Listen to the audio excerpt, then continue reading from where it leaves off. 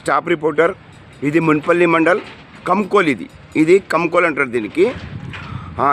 ఇక్కడ TRS party నుంచి బాగా జోరుగా నడుస్తుంది టీఆర్ఎస్ పార్టీ. ఇక్కడ కత్తెర గుర్తు ఉంది. కత్తెర గుర్తుకు ఓటు వేయాలని టీఆర్ఎస్ పార్టీ వాళ్ళు చాలా కష్టపడుతున్నారు, నానా అవస్థలు పడుతున్నారు. ఎందుకంటే ఇక్కడ టీఆర్ఎస్ పార్టీ వాళ్ళు చాలా మంచిగా పనులు చేశారు, అభివృద్ధి చేశారు, ప్రజలకు మేలు చేశారు. కనుకనే ఈసారి కూడా టీఆర్ఎస్ పార్టీ సర్పంచ్గా గెలిపించుకోవాలని, కత్తెర గుర్తుకి ఓటేయాలని కంకోల్ వాళ్ళు ప్రజలు చెప్తున్నారు. కత్తెర గుర్తుకు ఓటేసి సర్పంచ్కు గెలిపించుకుంటామని ఇక్కడ ఉన్న ప్రజలు ఆరోపిస్తున్నారు. కాంగ్రెస్ పార్టీకి సమాధానం బుద్ధి చెప్తున్నానని కంకోల్ వాళ్ళు చెప్తున్నారండి. ఇది కంకోల్ వాళ్ళు చెప్తున్నారు. కత్తెర గుర్తుకు ఓటేసి కత్తెర భారీ మెజార్టీతో గెలిపించుకుంటాము, కాంగ్రెస్ని ఓడిస్తాము, కాంగ్రెస్ అవినీతి పనులు చేశారని ప్రజలు చెప్తున్నారు. ప్రజల నోటితోటి ఇందాం మనము. ఎందుకంటే వాస్తవానికే ఇక్కడ ఈ కంకోల్లో టీఆర్ఎస్ పార్టీ వాస్తవం పని చేశారు. ఇక్కడ అవునండి, ఒక 10 సంవత్సరాలు మంచిగా పని చేశారు టీఆర్ఎస్ పార్టీ వాళ్ళండి.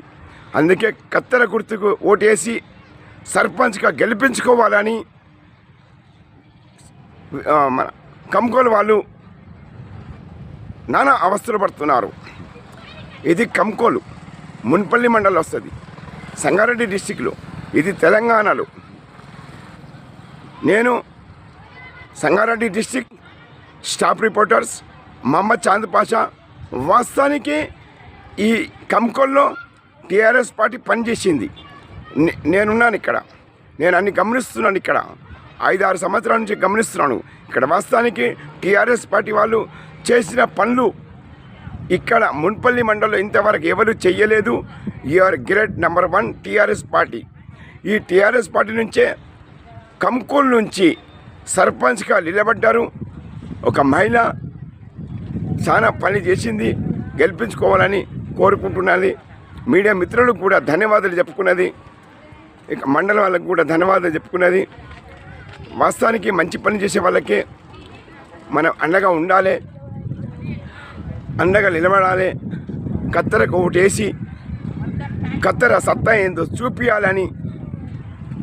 చిత్రంగా ఉన్నది. ఎందుకంటే ఆడపిల్లలకు గృహిణులకు 2500 ఇస్తామని చెప్పారు, అది ఇవ్వలేదు. ఉచిత గ్యాస్ ఇస్తామన్నారు. ఉచిత కాదు, 500కు ఉచిత గ్యాస్ ఇస్తామన్నారు. ఈ మండలే కాదు, అసలు ఏ విలేజ్లో గట్టి ఇవ్వలేదు, ఇప్పటికీ ఇవ్వలేదు. తెలంగాణ స్టేట్ లోపల మాత్రం. ఇంకా తులం బంగారం షాదీ ముబారక్, దాంట్లో తులం బంగారం ఇస్తామని చెప్పారు. ఆ తులము వాళ్ళు ఇచ్చేది ఆ దేవుడే ఎవరుగాక. ఇట్లా కళ్ళబొల్లి హామీలు చెప్తూ ప్రజలను మభ్యపెట్టడానికి ప్రయత్నించారు, కానీ ప్రజలకు సహకారం మాత్రం చేయలేదు. ఇప్పుడు దళిత బంధు, బీసీ బంధు ఇవన్నీ ఉన్నాయి. అవన్నీ అప్పుడు టీఆర్ఎస్ గవర్నమెంట్ లోపలే చేసినవి ఉన్నాయి. ఇక మహిళలకు 2500 ఇస్తామన్నారు, అది ఇవ్వలేదు. ఒక్క ఆటం పైసలు ఇవ్వలేదు. ఇకపోతే ఏంటంటే ఎవరు ఒక బైక్ ఇస్తున్నారు, వృద్ధులకు పింఛన్లు ఒక బైక్ ఇస్తామన్నారు. అది వికలాంగులకు, అది ఇప్పటికీ నెరవేర్చలేదు. అసలు ఆ 6 గ్యారెంటీలే నెరవేర్చలేదు. ఇప్పుడు 90 రోజులు ఏం చేస్తున్నారు?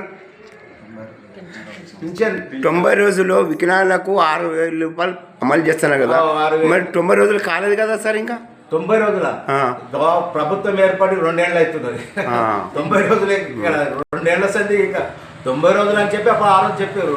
2 ఏళ్ళు అవుతుంది, కానీ ఇప్పటికీ అది సాధ్యమే కాలేదు, అది చెయ్యలేదు. వికలాంగులకు 6,000 వస్తలేవా?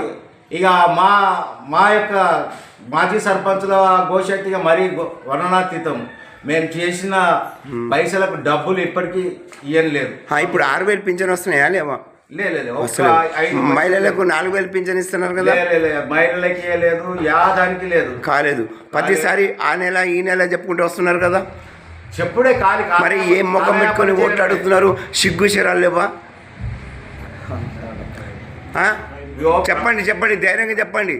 నేను డిస్ట్రిక్ట్ స్టాఫ్ రిపోర్టర్ని, ఎవరిని తప్పు దొరకనే వాడి చీఫ్ మినిస్టర్ కానీ ఎవడైనా సరే వాడు ప్రభుత్వం చేసే పనులకు వాళ్ళు పెట్టే వంగలకు ప్రజలకు చేసింది గిట్ట కించెత్తు లేదు విన్నావా. వాళ్ళు ఇప్పుడు ఇప్పుడు పంటల యొక్క బీమా రైతు బంధు ఉన్నారా అది పడ్డదా ఒక సంవత్సరం ఎగరగొట్టేసారు అది విన్నావా. ఇప్పుడు ఈ సంవత్సరం గిట్ట పడుతుందని గిట్ట గ్యారంటీ లేదు విన్నావా. వాళ్ళు ఇచ్చింది ఏ ఒక్క అమలైనా జరిగిందంటే నేను ఒప్పుకుంటుంటే ఏ ఒక్కటి అమలు అసలు జరగనే లేదు. మరి టీఆర్ఎస్ వాళ్ళు ఓటు దొంగతనం చేస్తున్నారని చెప్తున్నారు కదా కాంగ్రెస్ వాళ్ళు. చేతగాని వాళ్ళకు అవన్నీ కబుర్లు ఎక్కువ ఉంటాయి. నిన్న కోటిలో కూడా భూషమైన ఎమ్మెల్యే నాతోటి పేస్కి పేసి మాట్లాడింది, దానికి సమాధానం ఇచ్చినాను. ఓటు దొంగ ఎవరు కాంగ్రెస్ పార్టీ వాళ్ళు చేస్తున్నారు. మరి వాళ్ళు చేసేది మరి టీఆర్ఎస్ కార్యకర్తల మీద టీఆర్ఎస్ క్యాండిడేట్ మీద ఎందుకు వేస్తున్నారు అంటే వాళ్ళు ఏదో అబద్ధాలు చెప్పి వాళ్ళకి గెలవాలని. మళ్ళీ రౌడీజం చేసేది కూడా వాళ్ళే కదా. మరి టీఆర్ఎస్ వాళ్ళు ఏ విలేజ్లో ఏ మండలంలో ఏ జిల్లాలో వీళ్ళు రౌడీజం చేస్తున్నారు? అసలు రౌడీజమే లేదు టీఆర్ఎస్ గవర్నమెంట్. మరి మీడియా వాళ్ళు అడిగినా కానీ మీడియా మిత్రులు కూడా కరెక్ట్ ఆన్సర్ ఇస్తలేరు. అంటే తప్పు చేసినట్టే కదా. ఒకవేళ తప్పు చేయకపోతే దానికి ఆన్సర్ ఇవ్వాలి. మీడియా వాళ్ళతోటే పైకి వచ్చిర్రు. ఒకవేళ చిన్న మీడియా కానీ పెద్ద మీడియా కానీ చిన్న పత్రిక అయినా పెద్ద పత్రిక కానీ మీడియా వాళ్ళతోటే పైకి వచ్చిండు.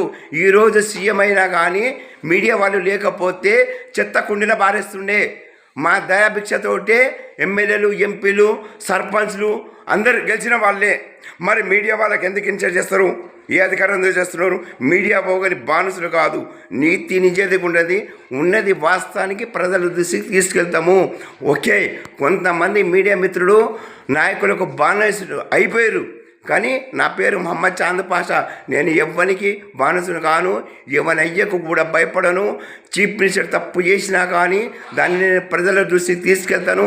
ఎందుకంటే నేను ఒక మీడియా మిత్రుడని కాదు, నేను ఒక సోషల్ వెల్ఫేర్ సొసైటీ అడ్జస్ట్ని కూడా. నేను ఆ సత్తా మన దగ్గర ఉంది. ఎవడైనా కానీ ఎదిరించగలతోడు. మనం కరెక్ట్ నీతి నిజేతగా ఉంటున్నాం కనుకనే మన మీద 4 కేసులు పెట్టారు. 4 కాదు 100 పెట్టినా కానీ ఎవరి అయ్యకు భయపడ్డాడు కాదు నేను. దీనికి ఏం ఆన్సర్ ఇస్తారు మీరు? అది పుట్టుకతో వచ్చింది ఉన్నది కాంగ్రెస్కు. రౌడీజం చేయడం అనేది వాళ్ళకు వెన్నతో పెట్టిన విద్య విన్నావా. ఇప్పుడు మీడియా మీద అసలు ఆ మీడియా లేకపోతే వాళ్ళ ప్రభుత్వమే రాకుండే. ఆ మీడియా పుణ్యాన ప్రభుత్వం ఇప్పుడు మీడియాను దూషిస్తారు, ప్రజలను దూషిస్తారు. వాళ్ళు ఏ ఒక్క పని గిట్ట సక్రమంగా చేయలేరు ఇట. ఇప్పుడు ఇదే కంకోల్ విలేజ్లో కాంగ్రెస్ పార్టీ నుంచి నిలబడ్డ క్యాండిడేట్కు నేను అడిగాను, ఏం సమాధానం ఇచ్చారు మీడియా వాళ్లకు? మా దగ్గర టైం లేదు, చూద్దాం పొమ్మని చెప్పిండ్రు. మరి ప్రజలకు కూడా అదే చెప్పాలి, టైం ఉంటే ఓటు వేయాలి, టైం లేకపోతే ఓటు వేయద్దు. మరి ఏం ముఖం పెట్టుకొని మీరు ఇంటింటికి తిరుగుతున్నారు? కాంగ్రెస్ పార్టీ వాళ్ళకి సిగ్గు శరం లేదా? వాస్తవంగా చెప్పాలంటే మీడియా మిత్రులు అందరికీ సమానమే విన్నావా.